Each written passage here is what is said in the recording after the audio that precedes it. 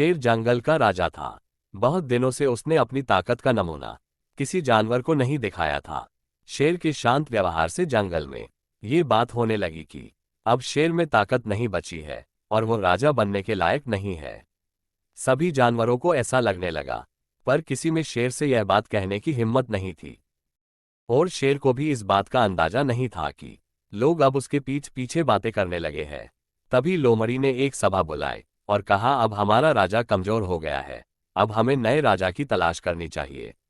पहले तो किसी ने बोलने की हिम्मत नहीं की, पर बाद में सब खुलकर बोलने लगे और अंत में वही बात आई कि शेर से कहेगा कौन। लोमड़ी ने कहा, कल मैं शेर को अपने साथ सैर पर ले जाऊंगा और बाघ जो जंगल में सबसे ताकतवर है उससे शेर की लड़ाई करवा दूंगा और इस तरह से हमें नया राजा मिल जाएगा। सभी जानवर इस बात पर सहमत हो गए। और जब भेड़ियों को पता चला कि पास के जंगल का राजा कमजोर है, सभी लोग उसको हटा देना चाहते हैं, तो इस मौके का फायदा उठाकर भेड़ियों ने जंगल पर हमला कर दिया। अपने जंगल पर हमला होते देख शेर ने पूरी ताकत और समझदारी से भेड़ियों से लड़ाई की और शेर जीत गया।